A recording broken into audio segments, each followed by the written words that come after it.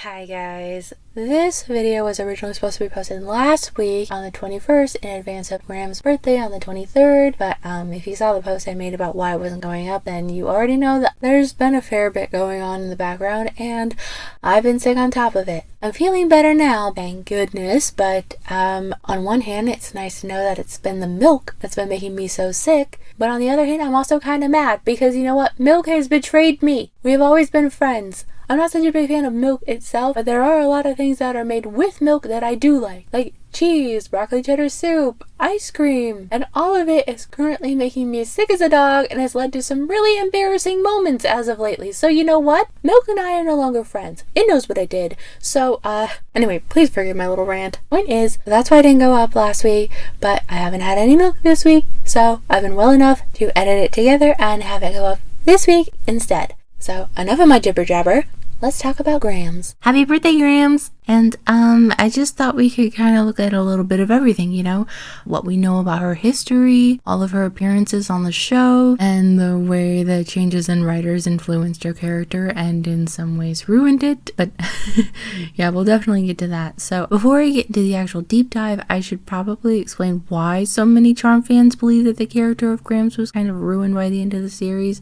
And that story definitely starts with the writers themselves. If you don't really follow the behind the scenes stuff of Charmed, the short version is that Charmed was created by Constance M. Burge, who wrote the premise and characters based on her own family and research into witchcraft, but at some point during season 2, there was some sort of an internal power struggle and Brad Kern came out on top, with Constance losing control of the direction of the show in season 3 and eventually leaving it altogether in season 4, and when she left, her vision went with her. This is one of the main reasons why most of the characters in the show early on, even the villains, were emotionally complex, sympathetic, and even relatable characters, because if Shrek taught us anything, it's that people are like onions. They have layers, but if the mind that created the layers jumps off the sinking ship, what happens to the character? Well, at least in the case of Charmed, it meant that the characters became borderline caricatures of themselves and essentially had one aspect of their personality amplified until it was pretty much their entire personality. Piper wanted a normal life and complained sometimes? Well, now it's all she does. Phoebe could be a little selfish? Well, now she pretty much only thinks about herself. And you know, I could go on, but you get the drift. And since the writers Brad Kern, did not know how to write emotionally complex characters and what motivates them, even recurring characters were not spared this treatment. And one of the recurring characters that arguably got it the worst was the Charmed One's grandmother, Grams.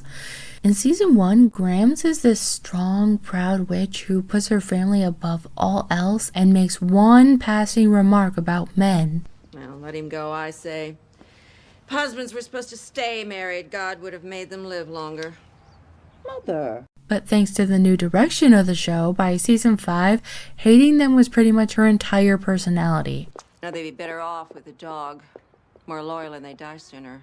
How many times have I told you men are utensils? You use them, wash them, and throw them in a drawer until you need them again. Which is so sad. You know, in the beginning, Grams was patient and loving and tried to understand where someone was coming from, even if she personally didn't agree with it.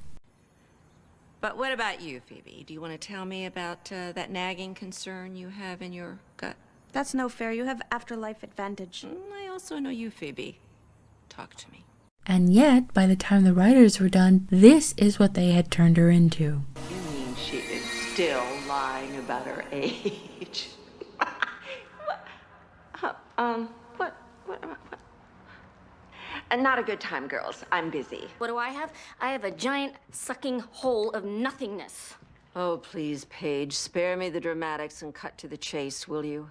I've got an afterlife to live, you know. Yeah, so I think it's safe to say that it was definitely a very different version of the same character, but it is what it is, and today we're going to talk about all of it. So, I thought the best way to go about it would be, first I thought we could look back at what Grams' life was like before the series started, and then walk through her different appearances on the show and kind of pinpoint when the character started to change, and then talk about all the extra info that has been mentioned throughout the series and or some things that didn't make sense in my opinion towards the end. So, without further ado, let's get into it. Grams, aka Penelope Penny Halliwell, maiden name Johnson and portrayed by Jennifer Rhodes, was born in a hotel room in Boston, Massachusetts in a breech birth on June 23, 1930 to Priscilla Baxter and Gordon Johnson, and had one sibling, a brother that really isn't brought up that much in the show, so we don't really know too much about him. And we also really don't know that much about Grams growing up, other than that she attended college and was a member of a sorority where she met Gail Altman, who she remained friends with after graduating and must have been very close to because she told her about being a witch and showed her the Book of Shadows and even started a coven with her, which they used the Bridge Club as a cover for. And she was also close enough to the sisters to be known as Aunt Gail. And Phoebe even says that she was like a second Grams to them. Pepper, Gail is like family. You love her. We all do. She was like a second Grams to us. Yeah, only a nice one that never said no. We also know that by 1950, Grams had met her first husband, Alan Halliwell, and together they had their first and only child, a daughter named Patricia, who was more commonly known as Patty. In 1967, when Grams was supposedly 37 in the episode of Witchstock, I am never letting that go, she does not look 37!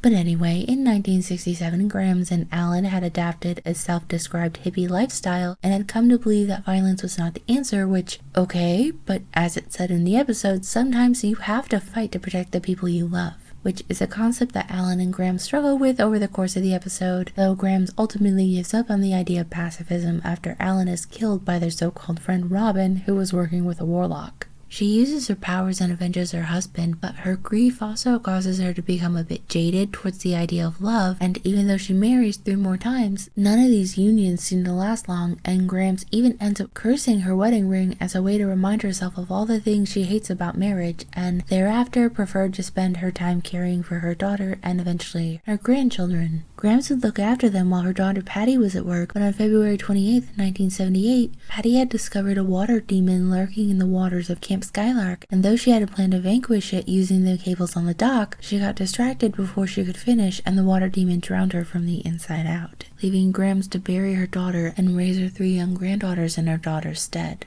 She and Patty's ex-husband, Victor, tried to raise the girls together for a time, but they found it difficult to get along as both of them had very different ideas on how the girls should be raised. Grams was a proud witch and believed that the girls should be raised in a magical environment so they could learn about magic and the dangers that came with it, whereas Victor thought it was all too dangerous, period, and thought that the girls should be taken out of that environment and allowed to lead normal lives. In the end, Victor left and Grams was left to raise the girls alone. By the time the girls had reached young adulthood, the years had taken their toll on Grams, who not only had started to experience a heart condition, but had also started to believe that maybe her granddaughters weren't meant to be witches after all. She knew she was sick, and their constant fighting and attitudes towards life in general made her worry that if they did receive their powers after her death, it would only put them at a mercy of a world that they didn't even know existed. And if there was one thing Grams refused to do, it was put her family in harm's way.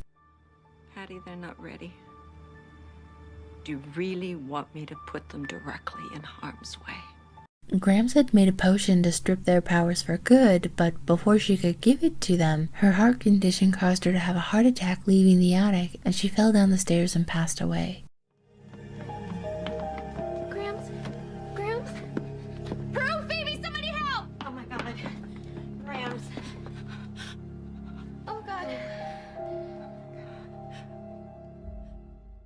The night of the funeral, her 3 granddaughters parted ways, with Phoebe leaving for New York and Prue planning to move out of the manor with her fiancé Roger. But over the next 6 months, Prue broke up with Roger and she and Piper moved back into the manor to make sure it stayed in their family. Phoebe returned from New York as well, and since the 3 of them were together again, their powers were released and they finally found out that they were witches. And this is where the first episode of the series, Something Wicked This Way, comes, except Grams has appeared on the show 14 times, at least once every season, either in flashbacks or as a ghost, and over the course of these episodes we learned a lot more about Grams and her history and personality, so I thought if we were going to track the way the writing for her character changed over time, it would probably be best to go episode by episode, starting with her first appearance in the season 1 episode, Is There a Woogie in the House? In this episode there has been an earthquake that released a shadow demon from the basement, a demon that only Phoebe believed was real because she saw Grams vanquishing it as a child. Phoebe, going back to bed, honey. Go on. Prue and Piper did not witness this, so they just assumed that Phoebe was making it up, but still, Graham started telling them a story about a scary monster in the basement and how she vanquished it with light. Piper and Prue believed that this story was just to make Phoebe feel better, but it was actually Graham's clever way of giving her granddaughters the spell they would need to vanquish it should it ever appear again. Remember Grams' story, the one about the boogeyman, about the light? Go away and leave my sight. What are you doing? And take with you Find me. this endless night. Though, why didn't you just put the spell in the book like she did everything else? I don't know, but the point is that just from this brief appearance, we learned that Grams did what she could to protect her granddaughters from evil while also making sure that they were aware of the danger in the most child-friendly way she could. And then when we see her later in the same season, in that 70s episode where the sisters go back in time to try and stop a warlock named Nicholas from making a pact with their mother, we see even more of Grams and how fiercely protective of her granddaughters she is. She initially scoffs at Patty's insistence that she had a premonition of 3 female warlocks trying to take her daughters, since Grams knows Patty's powers to freeze time, not see the future, but when she walks in and sees the sisters with the little girls, she immediately believes what Patty said and quite literally throws the sisters out of the house and calls Patty to warn her about what happened. Later on, the sisters actually do take off with their younger counterparts, causing Grams to panic and call the police to rescue them, and I think this is one of the biggest indicators of just how seriously Grams takes protecting her family. You have to remember, Grams is a very proud woman and perhaps an even prouder witch, and she relies on magic for a lot.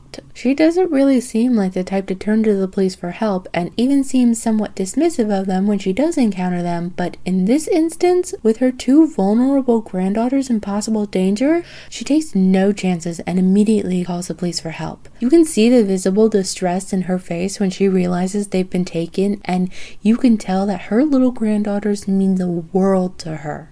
Even when Patty finds out who the sisters really are and tries to tell her mother, Grams is still suspicious and decides to quiz them to see if they really are who they say. Where was I born? Mom, I am still not convinced that they're not warlocks. we have a pact to undo. We should be looking for a spell. Boston.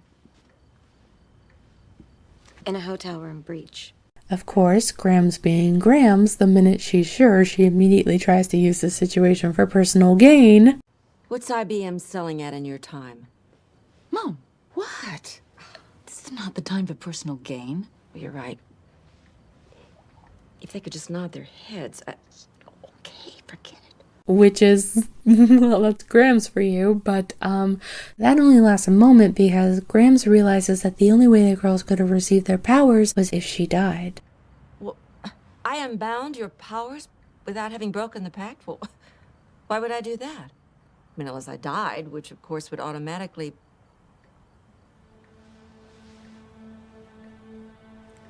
unbind your powers. She takes a moment to digest that, but again, Grams is a strong lady who puts her family before all else. So she puts aside her personal feelings and focuses on the task at hand, unblessing the ring so the girls can defeat Nicholas when they go back to their future, which of course they do. And so in this episode, we once again saw how much Grams' family means to her, and we also got to see a little bit more of her personality. It's a perfectly good spell. I mean, it moved them through time. Yeah, 10 seconds. I'm telling you, it's not the spell. And her attitude towards men. Husbands were supposed to stay married. God would have made them live longer. Now, I think she was only being half serious here. I always got the impression that Grams didn't approve of Victor specifically because he didn't accept Patty as a witch, so she always thought Patty could do better, and for better or worse, made that opinion known. But we also see in this episode a glimpse of how Grams seems to have a bit of a hard time accepting when she might be wrong. You never even took his last name. You wouldn't let me.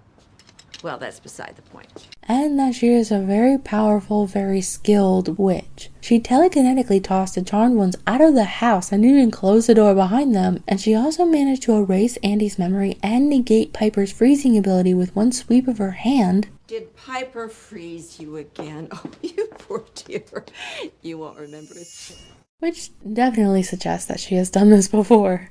But one thing that always bugged me about this episode is why she and Patty not only never tried undo the pact and unbless the ring on their own, since Nicholas clearly would kill the girls the first chance he got, but Piper explicitly states that Nicholas comes every year on that day to give Grams flowers, and every year he drops the vase. The sisters didn't know that he was really checking to see if they had their powers yet, so they just thought he was a klutz, but Grams definitely would have recognized him and knew what he was up to. So why she of all people would allow this obvious threat to come to their home every year is beyond me. And in season 2, we see Grams briefly in the episode Witch Trial, where it's revealed that she is the one who turns the pages of the book when the girls need help finding something.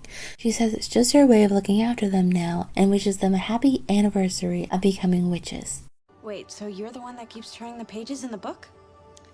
Just my way of looking after you. Be good to each other. I love you. We see her again in the season 3 episode Magic Hour, and in my opinion, this is the greatest example of what Grams' character was meant to be, supposed to be, but they lost it. In this episode, Phoebe is conflicted by Piper and Leo wanting to get married when the elders disapprove of their relationship, and Grams answers their call for guidance. Grams isn't judgmental or dismissive of Phoebe's concerns, but she also isn't critical of Piper and Leo wanting to be together, and even defends them despite her own experiences with love. The charmed ones are destined for greatness. But that fact doesn't keep a girl warm on a cold winter's night. So add a blanket. Grams, I can't believe you're saying this. I'm saying what I know. I remember the loneliness all too well. You were married 4 times. Well, that's because I never found true love, but maybe Piper has. This to me was Grams at her absolute best. She understands that it's not her place to tell others what to do. All she can do is offer her wisdom and experience and help guide her granddaughters along the best path she can. I love this scene from Grams, I really do. It's one of my favorites. And, at the end when Piper is freaking out after Leo's been taken, Grams' only concern is trying to calm Piper, showing once again just how much she loves her granddaughters and can't stand to see them in pain. And in the episode where Piper and Leo actually do manage to get married, just harried, Grams is still incredibly supportive of Piper and Leo's relationship and is even the high priestess that conducts the ceremony. But since this is season 3 and the point where Connie was all but pushed out of the show she created, we also start to see some of that overly critical, nitpicky behavior Grams developed in later seasons starting to creep in. I'm thinking more to the left. Is this the biggest arch you could get? Without opening a fast food franchise, yeah. I told myself if one more thing went wrong, that it just maybe wasn't meant to be. Oh, darling, there's no need to think that way. I mean, you made it. Don't tell me she marries a white lighter, too. Worse, a mortal. Oh, good God. Didn't I teach you girls anything? And Grams also appeared in flashbacks in the season 3 episode Pre-Witched, which was actually pretty good and is one of my favorite Charmed episodes. But in this episode we got to see the events that led up to Grams' death and how the girls just could not get along for anything. Grams is so weary of all their fighting that even though she tries her best to get them to stop, it just doesn't work, and she ends up resolving to strip them of their powers altogether, but she never gets the chance. Patty, they're not ready. Do you really want me to put them directly in harm's way? It's now or never. But you see, this is also the Grams we're familiar with.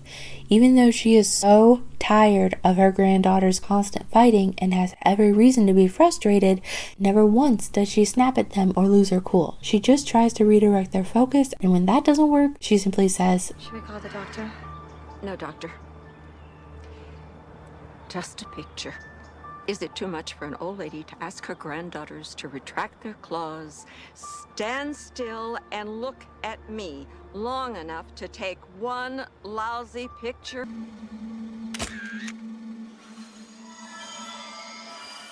Which I love, and I think it's a great representation of what Grams' character was supposed to be. No one expects her to be perfect, but Grams was always a woman of action. If she's gonna do something, there's a reason behind it. But by the end of the series, there really wasn't a rhyme or reason to some of the things she said or did. It was simply done because she could, and probably more specifically, because the writers could. Not a good time, girls. I'm busy. But we're not quite there yet, so the next episode on our list is Graham's appearance in Charmed again, where we found out that the Charmed ones had a secret half-sister, Paige, who Graham's convinced Patty and Sam to give up for adoption so the elders did not find out about her existence. We wanted to keep the baby. Of course. But Mother... Well, I knew it would be disastrous. And I'm sorry, but no way would this have ever happened. This is such a major shift from the way Graham's has been built up that it's almost hard to believe they left it in. Graham's main focus always has been and always will be the protection of her family, to the point where when Prue was in high school, she went through a rebellious phase and dated someone that ended up attacking her, and he went missing shortly after that. Until he attacked her. What? And Gramps went crazy when she found out. Come to think of it, that guy disappeared not too long after that. You don't suppose Grams... Piper suspects that Grams had something to do with it, and honestly, I think she's right. Grams loves her family so much and will do anything for them, and God help the outsider that does anything to them, because you might just disappear. So yeah, I really don't think that the Grams we know could bear the idea of letting one of her granddaughters go to strangers where she couldn't watch over and protect her, even if it was the safest thing for everyone. Grams of all people would have found a way to keep Paige in the family, even if it meant stripping her powers and or lying to everyone about where she really came from. Yeah, like I said, I can't picture a world where the proud and protective Grams we've known over 3 seasons would just be like, nah, you should give her up for adoption. It's the best thing for everyone. And I also think this is where we start to see a turn in the general characterization of Grams as well. Remember, Grams' main focus has always been taking care of her family, and while she is understanding and wise, she cannot stand to see her girls in pain. If they hurt, she hurts. But in this episode, she pretty much glosses right over Piper's pain at losing a sister, and it's just like, everything happens for a reason, your destiny still awaits. And that is just so not Grams. Grams, more than anyone, would have been devastated that yet another Halliwell lost their lives so young, and would have been in grief just as much as her granddaughters. Having her essentially coming in like, meh, it's okay, we got a backup sister up our sleeves, is so far removed from what her character has been built up as, it would be laughable if it were actually funny. But just to pour salt in the wound, I guess, they also have her play dumb when Piper calls her back to ask what she meant, and that is also so unlike Grams, especially since she was just hinting at the idea earlier in the episode. And just another way Grams' character started to change in this episode, but when the inspector walks in on them and sees the ghosts of Grams and Patty, Grams just says to get rid of him, send him away, and it's like, what? We're talking about Grams here, one of the most powerful Warren witches who is a high priestess who we know has the power to erase memories. You're telling me sending him away is the best she could come up with? Give me a break, especially since sending him away is a temporary solution and they know it. The minute the man finds a phone, the cat's out of the bag. Anyway, Grams also appeared in the episode Happily Ever After, and this is quite possibly one of Grams' most infamous appearances on the show, as this is where we truly met the new version of Grams. Hypercritical? Did you perform a ritual to promote growth? Did you cast a spell to ward off demonic parasites? Sweetheart, what did you do? I read fairy tales to my baby, just like you read to me. Oh, darling. Well, I'm glad you're finally doing something. And bitter to the point of being borderline nasty. How did you... She blew him up from the inside. Although it took her long enough. Honestly, we only catch a few small glimpses of the old Grams throughout this episode. See, you thought you needed me, but I was only here to remind you that you don't. The rest of the episode is just Grams being the antithesis of her former self, who was somewhat jaded but still tried to be understanding and considerate of other people's feelings. Now we have this Grams who really doesn't seem to care about anyone's feelings. The new Grams also just kind of stands around and watches during an attack, which is also another huge departure from her former self. I mean, look at Grams' previous encounters with bad guys that are trying to hurt her family. Normally, you don't even get a chance to touch said family because Grams has already shown you the error of your ways.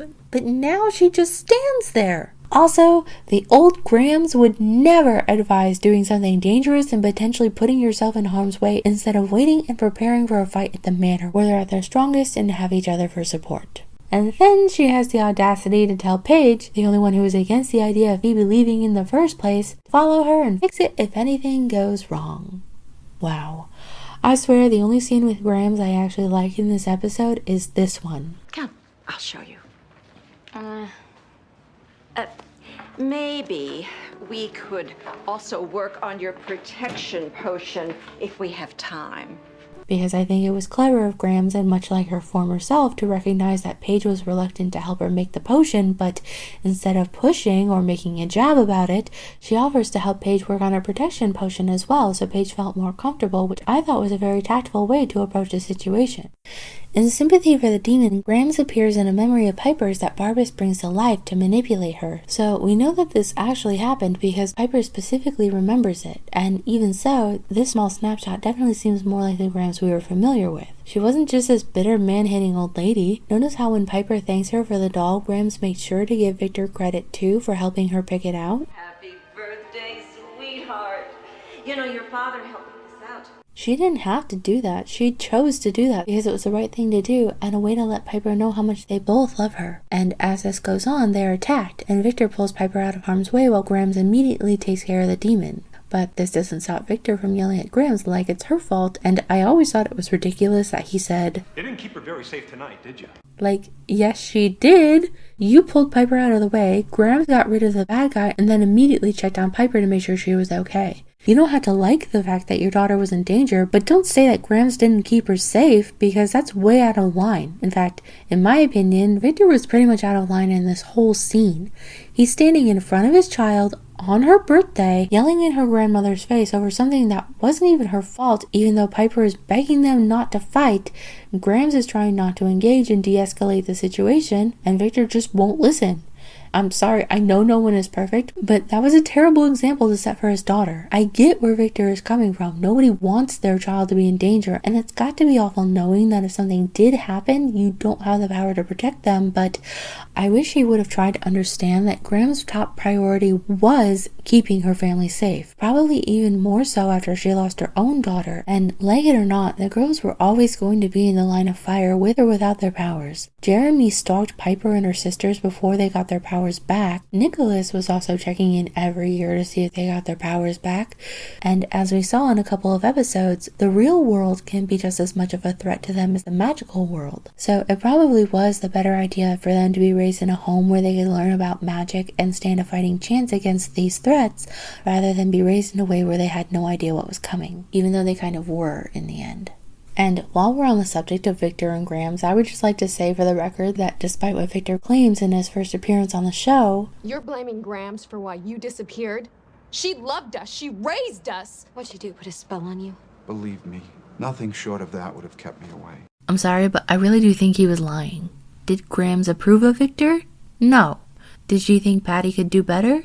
Yes. And we know that Grams was definitely not above using magic to get her own way, but Grams has always wanted what was best for her granddaughters, and whether she liked it or not, he was their father and the only remaining parent they had, so I really don't think Grams could have been so selfish as to hurt them like that. And even if you dismiss how sinister he was in his original portrayal and clearly had his own connections with the bad side of the magical world, the fact of the matter is that he still abandoned his family at the end of the episode, and there was no spell he could have blamed it on this time. He chose to leave because he couldn't deal, which is what I think happened in the first place, and it was just easier to blame a dead woman who couldn't call him out than admit that.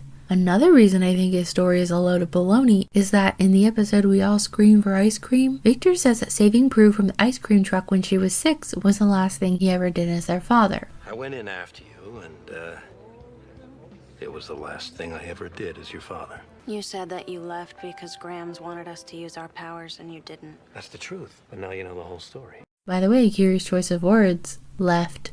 Not sent. Left. But anyway, in this memory of Piper's, Victor was still around, and this was the night he actually left them, with the wiki saying this incident took place on Piper's birthday in 1978. Prue was born in 1970, and she is the eldest sister, so this would have made Prue at least 8 when this took place. So Victor's prior claim that he left the family when Prue was 6 contradicts this. So he's either lying or the writers didn't remember their own timeline. Either is possible, honestly, but I still think he was lying. Okay, so back to the list of appearances. Grams appeared next in the episode Necromancing the Stone, where it's revealed that she had had a relationship with a demon named Armand, and in this episode, Grams is not only just as harsh and critical as before, but she has also gone full-on man-hater. Now they'd be better off with a dog. More loyal and they die sooner. Told you she should have gotten a dog. Not in our family. 300 years and not a male in the bunch. To the point where she can't even stand the fact that her great-grandson is a boy. What went wrong? You see him as an innocent little boy, but he won't be like that, not for long. This is all justified because this guy really screwed her over and it made her bitter towards men. But the thing is, this is kind of contradicted in a later episode, Witch Talk, where it's established that the death of her husband is actually what turned her bitter. So who knows what's going on there? But in this episode, not only do they do all that, but they also have Grams almost sacrifice her granddaughters and all the spirits of their family matriarchs for a guy. Which is just so contradictory to her character. It's like... I mean, I definitely think she loved the guy, and I even have a suspicion that the spell the girls used to try and defeat Jeremy in the pilot, the one meant to banish a love, was actually written by Grams to try and get over the necromancer. But man, being willing to sacrifice the magic of her family line is just way too much of a stretch for a character like Penny. And I also noticed a huge plot hole while rewatching this. During this episode, Graham says that the necromancer attacked during her daughter Patty's wickening. The last time he attacked was during your mother's wickening. But then they also say that Grams defeated the necromancer 60 years ago. See, I was right. You vanquished this demon 60 years ago. That immediately caught my attention and I did some quick math. This episode aired in 2003. 2003 minus 60 is 1943. So at first I thought Grams had cheated on her first husband, Alan, with a necromancer, but then I looked again and remembered that Grams is supposedly born in 1930, which would not only make her 13 at the oldest at the time of this relationship, but that also means it would not have been possible for the necromancer to have attacked during Patty's wickening, since she was not born until 1950, meaning the necromancer was done and dusted almost a decade before she was even born. Just... they really should have paid more attention to the timelines they were establishing in this show, because this sort of thing just raises a whole bunch of questions, none of them likely to have a good answer. In this episode, the girls go back in time using items Grams cast spells on to have them returned to her, and it takes them back to 1967 where they meet a supposedly 37-year-old Grams and her husband Alan, who was still alive at the time. I know that this episode was originally intended to be about Patty, but Finola Hughes was unavailable, so they retooled it to be about Grams instead, but you would think that they would have fact-checked the episode to make sure it still made sense after all the changes, but apparently not, so we're just gonna get through this as best we can. So, I already kind of went over what happened with, Alan and Robin and the Warlock earlier in the video, and since I imagine this video is already going to be long enough, I won't repeat it all here, but that was the main plot of the episode. But the subplot of the episode involved present-day Grams, and it is another prime example of how badly they butchered Grams in the later seasons, because even though Grams has always made her opinion known and has had a higher opinion of women than men, in this episode not only does she literally refer to men as utensils. How many times have I told you men are utensils? You use them, wash them, and throw them in a drawer until you need them again. But she is also downright rude to them. Leo, you take point. Chris here is much too green to guide my girls. What? You know what? You can just stop that right... Quiet. And they justify this in the episode by having Grams say, I know I'm a ballbuster, but it kept me alive to protect my girls from all the demons that came after them as kids. But the thing is that she actually wasn't. As we've established, Grams is strong and proud and nobody hurts her family, but she was always very much a lady and knew the value of diplomacy, so having her essentially talk down to everyone she doesn't agree with in this episode is just not what her character was supposed to be. And Chris was never my favorite character, but man was it fun watching him sass her for being so rude to him. So what's your great idea? Are you giving me lip? If it tries to follow, I'll fire off an orb or two to distract it. You okay with that? Yeah, it's just what I had in mind. Good. Grams' next appearance was in the season 7 episode Cheaper by the Coven, and it was... I don't know, it was a little bit of a mixed bag. On one hand, we're still seeing the new Grams. There's my other grandson. Come along, darling. You know what? I'm Let gonna this make a new girl rule quick now. as a sneeze. Stop this snit and quickly freeze. That's better. And we also learned that she had a separate spell book full of spells that she used on the girls when they were little to make them easier to deal with. These contain spells I used to use on the girls when they were younger. You used spells on my daughters. Oh, every now and then. Which, what? Personal gain much? I know she wrote a spell in the Book of Shadows to increase patience. Grams must have added this one. To increase patience. But a whole little black book devoted to spells you used on your grandchildren? Who thought that was a good idea to put in the episode? So yeah, Grams definitely isn't looking too good here. Thanks, Brad. But at the very least, we see a couple of glimmers of the old Grams through the muck, like in the scene where Grams comforts Piper. Piper, I didn't know any of those things were going to happen. But if I did, I would have done everything in my power to stop it. I'd like to think that being a witch gave you the inner strength you needed to deal with all those sadnesses in your life. And the fact that Grams is determined to protect her family, even from themselves. Are you sure you want him down here? I mean, considering that he can't even tell good from evil anymore. Well, you know, lost soul and all. She's the only one who doesn't coddle Leo in this episode. Like, I get that he's been through a lot, but it wasn't just him. Phoebe, Paige, and Piper, plus Piper and Leo's children, all went through it too, so I don't know why he gets to go off the rails, abandon his family again, and refuse to get help, but somehow Grams is in the wrong for being the only one willing to say something? Okay. And another thing I actually sided with Grams on was when Victor insists that they call Patty to referee the argument on whether they should reverse the spell or not, and Platter and Victy and Patty and Victor play the We're Their Parents card override Grams when they both know full well that she raised them, and for the most part did it alone. Listen, Patty, I know these girls. I've been with them every step of the way. But we're their parents. Oh, well then, fine. Mom.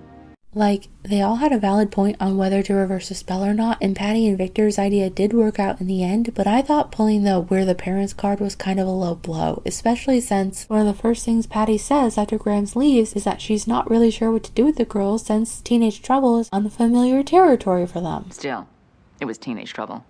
It's kind of unfamiliar territory for us. So yeah, normally I'd say Grams is just being petty at the end. My way would have worked too. Nevertheless, you're all forgiven. But I kind of feel like they brought it on themselves.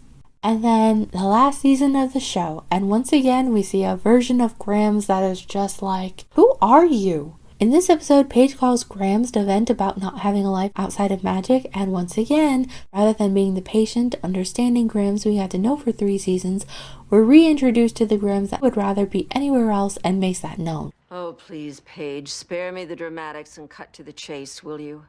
I've got an afterlife to live, you know. Yes, she does end up giving Paige advice and helping her with her problem, and even steps in to stop Piper and Phoebe from ganging up on her, which they had an unfortunate habit of doing, you know? Come to think of it, do you think that's because they had a habit of blaming Prue when things went wrong?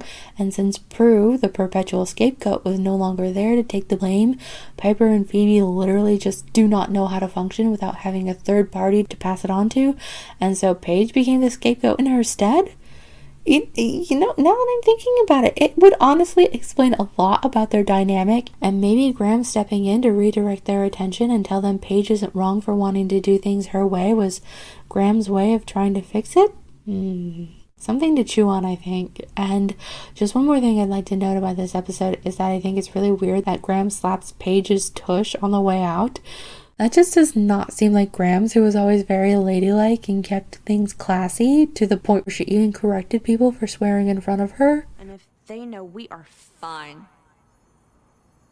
In 1 minute, everything's fine. We're kicking demon ass. Actually, I was kicking some demon ass. Watch your language. So, it just feels very out of place for her character, if that makes sense. Young Grams, maybe, but definitely not the Grams we're familiar with.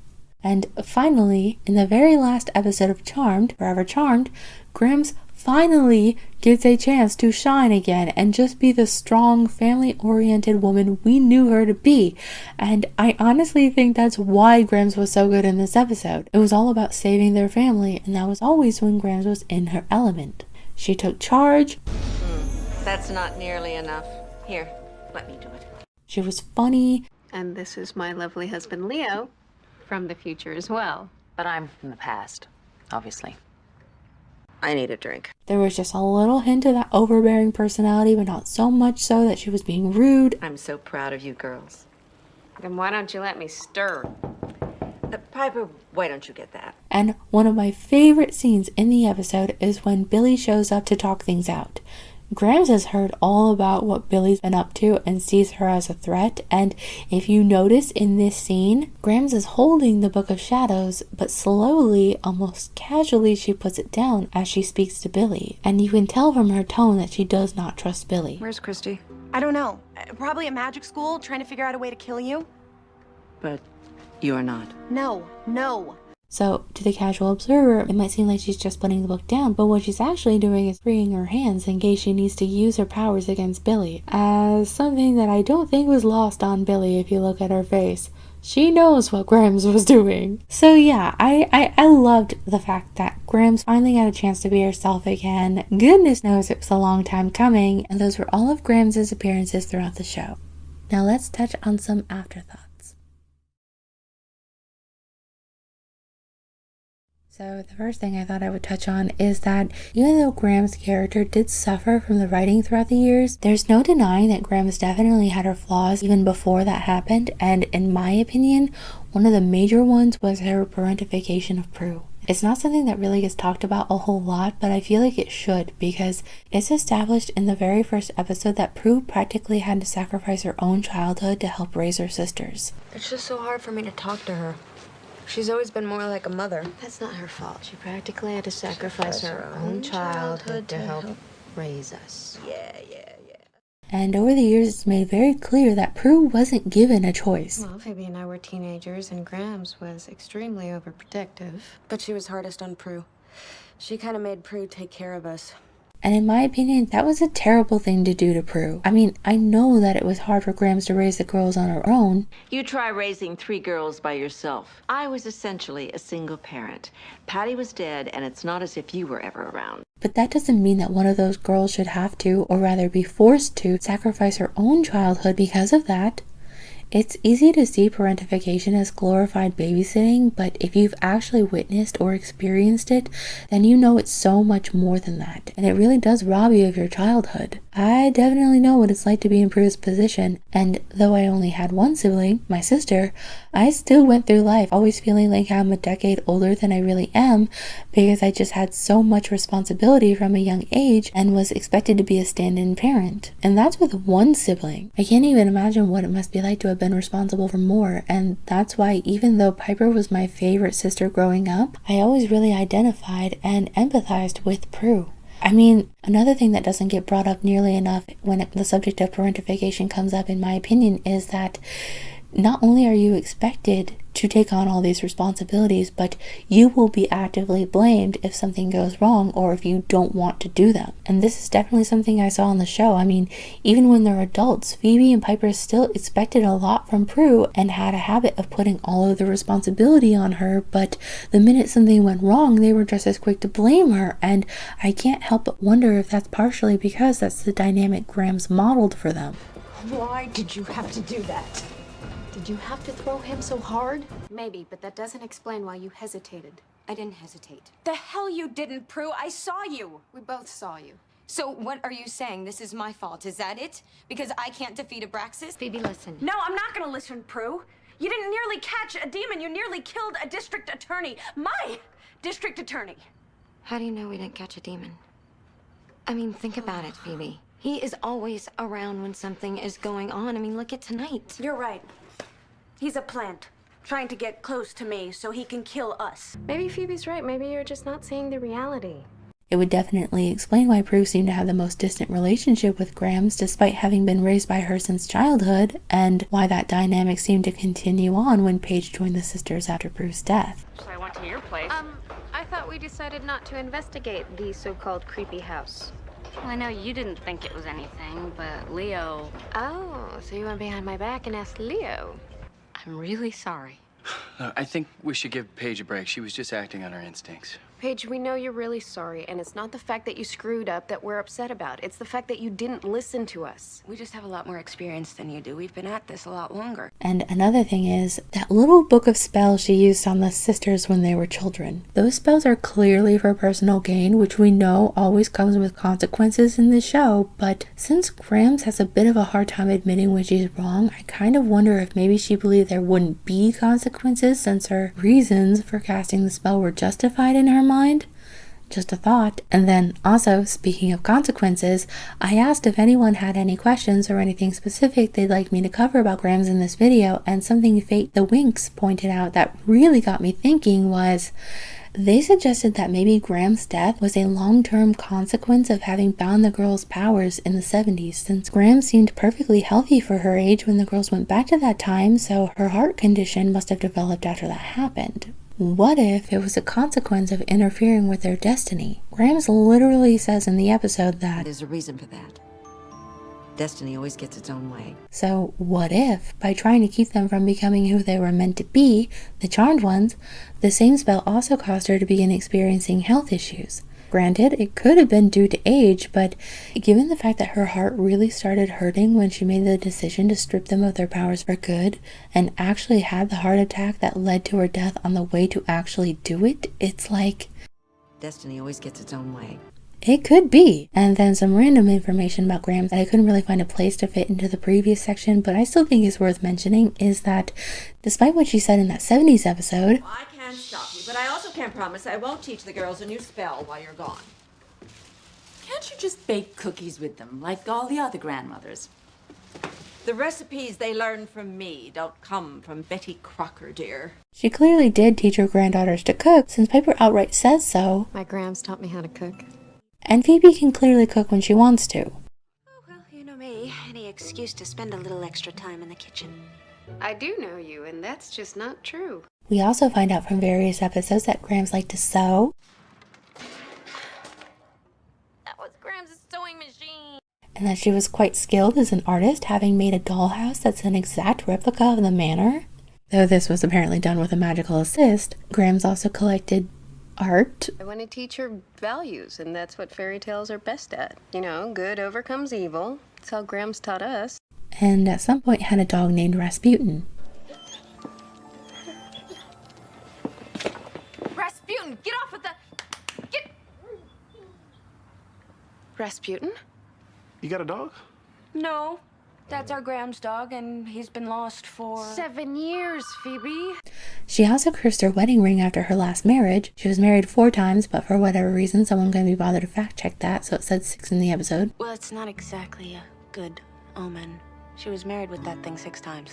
So that if she was ever tempted to get married again, her her ring, would remind her of why she hated marriage. To be honest, I don't really think Grams hated marriage or men. I think she just loved Alan so much that life without him was never the same, no matter how hard she tried. She always spoke very highly of him. You know, I think he looks a little like your grandfather. Oh, trust me, that's a good thing. He was a good man. And I just think she never quite got over his death. And then there were also some things I noticed that didn't really make sense, so I'll just list them here real quick. One is, why did Grams leave a cursed ring lying around where anyone, most likely her granddaughters, could pick it up and wear it? Why did they have Phoebe say in the pilot that Grams must have been running low on witch supplies when Grams was a practicing witch that took the craft seriously up until her death? Why don't the girls remember anything about magic and demons despite the show establishing that they witnessed demons attacks and that Grams always talks about magic? You know how Grams talks about magic all the time. How is it possible that they remembered none of this, and finding out that they were witches was a complete shock to them? Grams bound your powers when you were a child. Yes. And we spent 20-odd years ignorant about our destiny? Where did all the demons go anyway? We see one attack Piper as a child in 1978, but after that, what happened? They just seem to have stopped. And if they didn't, why don't the girls remember that? There's just no way that it always happened when they weren't looking, and or they never noticed the yelling / things being broken. It's just odd. And then the girls also clearly met Gideon as children. And the charmed ones. Lovely to see you again. Although you probably don't remember meeting me. You were just little girls. But somehow they don't remember that either. And also, in the beginning of the show, Grams and Patty barely show up, being dead, you know. And if they do, they're ghosts. Transparent, incorporeal ghosts. But later on in the series, I'm sure you can guess about when, they start showing up more and more frequently, usually in a corporeal body. Like, how? Grams says she doesn't have the power. What am I doing here? Corporeal to boot? Well, what do you mean? Didn't you come on your own power? Honey, I'm good, but I'm not that good. So how do they go from not ever having a corporeal body to pretty much always having one? Another thing I wonder is, why was Grams born in Boston, Massachusetts, when her family was from and had long established itself in the manor in the early 1900s? And we know Grams' parents, P. Baxter and Gordon Johnson, lived there in the 20s before Grams was born, and that Grams likely went to college in the area since she was in the same sorority as Gail Altman, who lives in the fictional town of Santa Costa in the San Francisco area. I suppose it's always possible that the Johnson family left the area for a while and then came back before Grams attended college, but I don't know. Maybe they were on a trip or something and it just happened, but I don't know, it just seems a little bit weird. But, you know, in retrospect, it does kind of make sense that Grams would have asked that as a question to see if the girls really are who they say they are, because, you know, obviously if they were imposters, the obvious answer would have been where they were, San Francisco, and Grams would have immediately known they were lying, so yeah, in a way the show even acknowledged that it's kind of oddball, you know? And then, this is just a small one, but since it's about Grams, I might as well include it here, but Grams says she peeks to see what's going on, and that's how she knows what's going on in the girls' lives. How'd you know I quit my job? How'd you know I even had a job? Oh, I peek. I mean, you know, sometimes. Oh, but never during a private moment. But other times she has absolutely no clue what's going on. You and Paige moved out? When? A few weeks ago. Wyatt. That's a silly name for a girl, isn't it? Grams, it's a boy. Look at the outfit. What? You didn't know? So yeah, lots of questions, lots of things that don't make sense to me, but I digress. When all is said and done, though, I really do like Grams, and she will always be one of my favorite charmed characters. I love how strong and loyal to her family she was, and bad writing notwithstanding, how she always tried her best to support and guide them in whatever way she could. And despite abusing magic just a little bit at times, she did seem to be a genuinely good person, as she tried to raise her granddaughters to be good people, and despite using her powers for personal gain at times, she never used her powers to do harm unless she felt her family was being threatened, and even then it was more self-defense than anything else. And you know, besides being an extremely talented and admirable woman, she was also an incredibly powerful and gifted witch. The show does touch on this at times, like how Grams says, Honey, I wrote the book.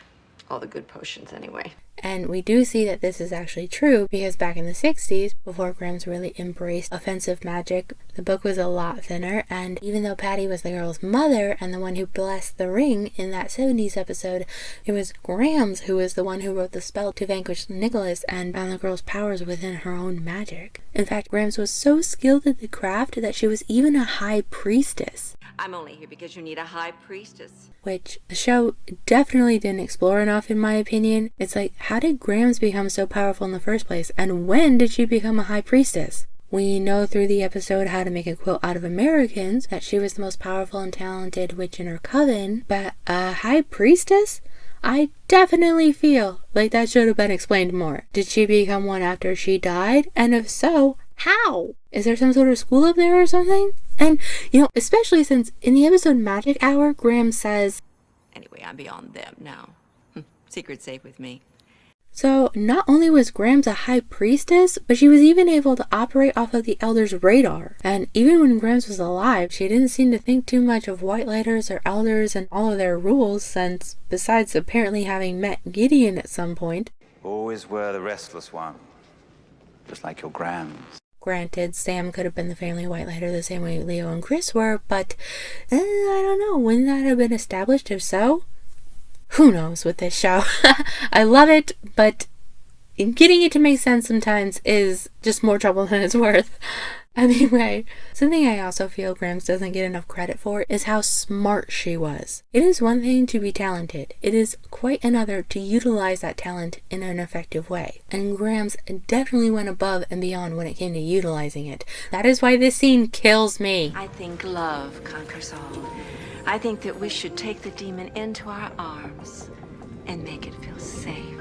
It's like, oh my god. You guys just established in the same darn episode that even back when Grams was against the idea of violence in the 60s, that she was still aware when there was potential danger and took steps to protect people from it. Take a crystal, bless it, and hide it outside the manor. We want to form a perimeter. I want to give peace a chance as much as anyone, Robin, but I'm not dumb. So I beg the show's finest pardon, but no way would Grams have ever been fool enough in any reality to think that giving a demon a hug would make things all better. Man, I cannot tell you how much that witch doc episode drives me up the wall. But you know what?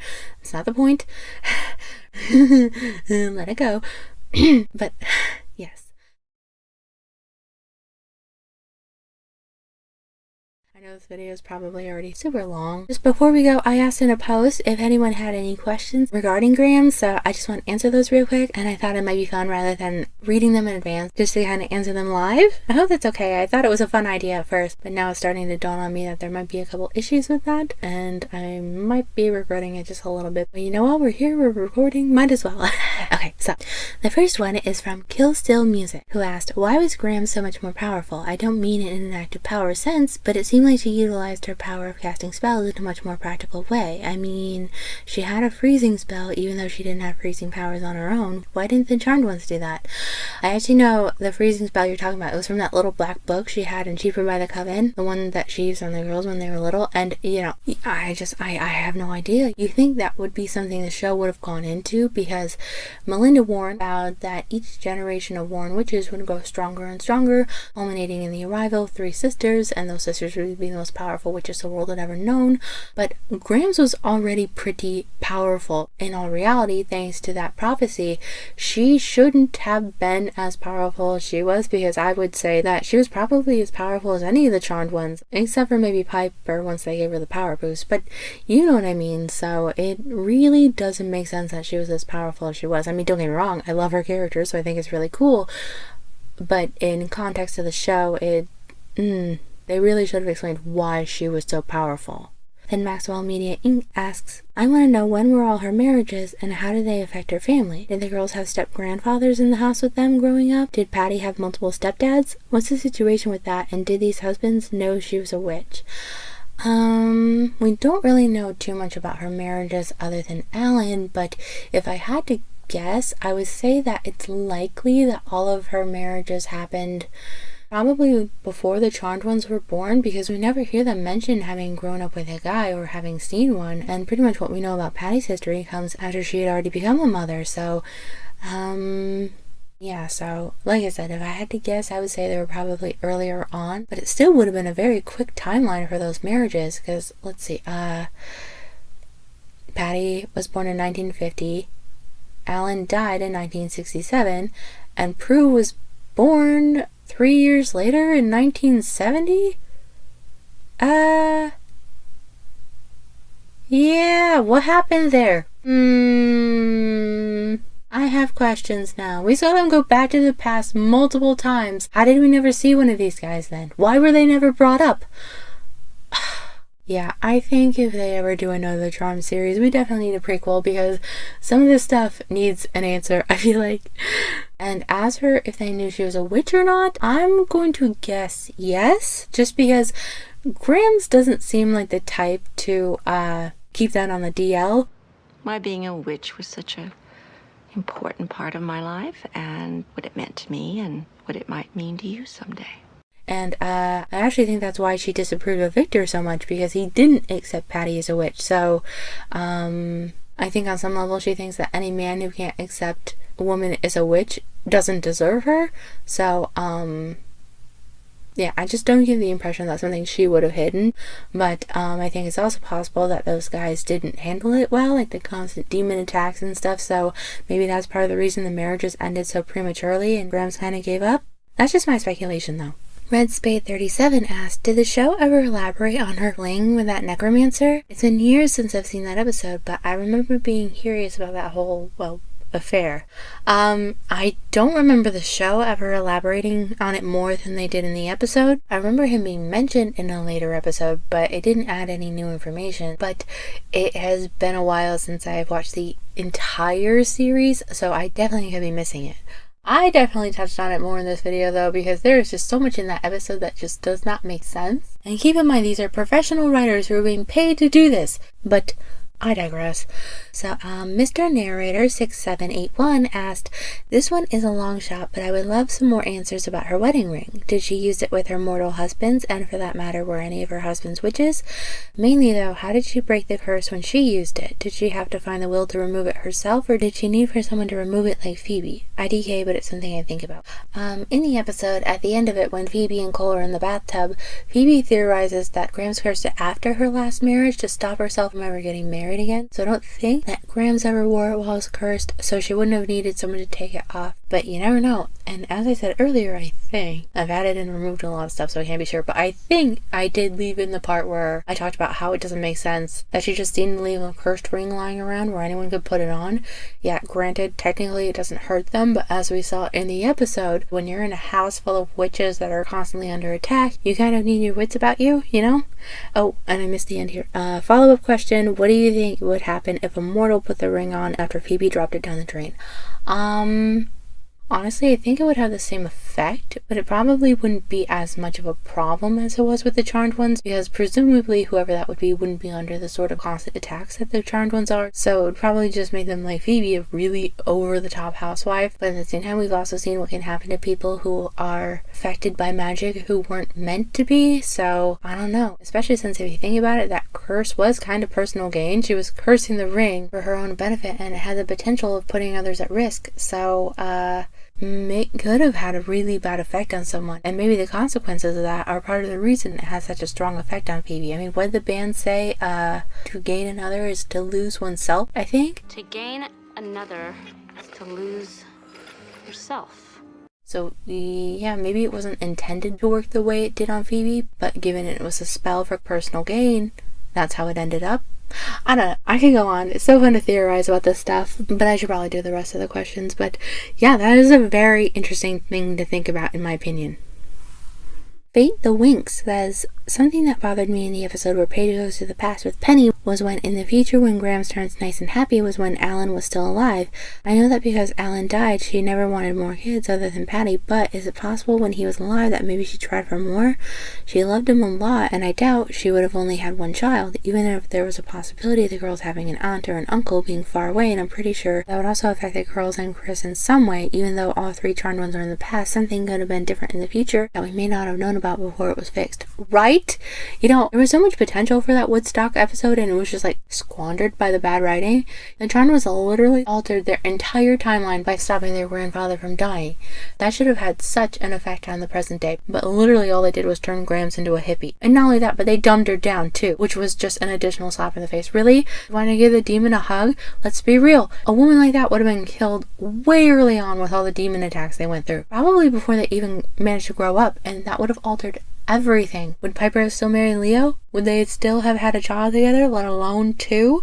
It just, so much should have changed when they did that, and it didn't. And it's just like, ugh. And personally, I feel like if Grams and Alan had both lived, Patty probably would have still been alive, because, you know, something I always thought about Patty was, she seemed to take unnecessary risks sometimes, and I feel like part of that was because she knew she could fall back on her mother, who was very powerful. When Patty had the premonition of 3 warlocks, did she rush home to save them herself? No, she called Grams and forewarned her. When Nicholas tricked Patty and forced her to bless the ring, who did she call? Grams!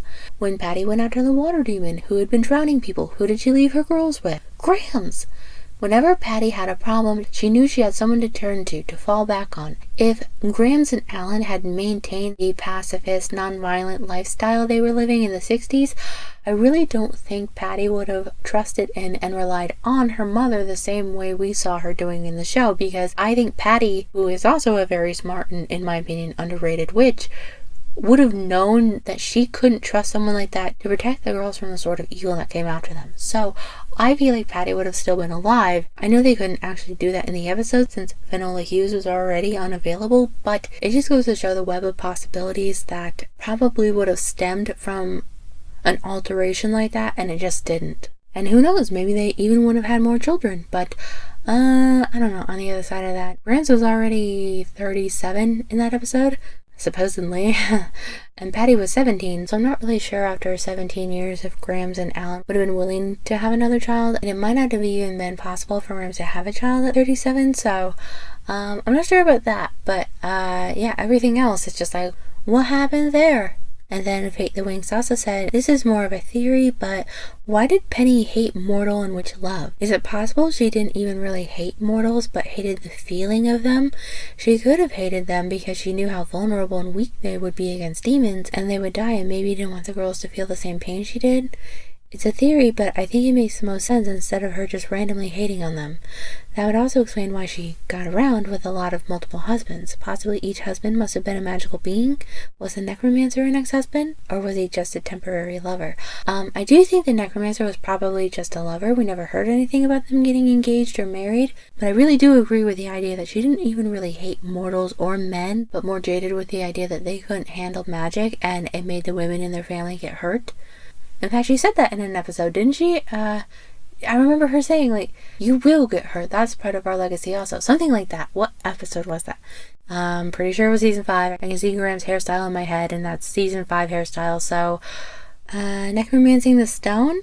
Didn't Graham say it in regards to Nate or something? You know what? I'll find it in editing and I'll insert it here. And if it was necromancing the stone, then I called it. So we're supposed to give up on trying to find love just because we might get hurt? Oh no, you will get hurt. That's part of our legacy too, unfortunately. But yeah, I just think at the end of the day, it just all ties back into what I said earlier about how Grams hates to watch her family be hurt. And sometimes the writers, we know who, decided to take that all the way to, oh, you just shouldn't get in a relationship at all because it'll never end well. Whereas earlier in the series, she was more of the tune of, don't make the mistakes I did, but that doesn't mean you have to be alone. Alright, and I think that does it for the questions. And that, assuming I haven't forgotten anything, that's also the end of the video. I hope you liked it. Thank you so much for listening. Thank you so much for watching. And as always, I really do hope you have a wonderful day or night wherever you are. Bye!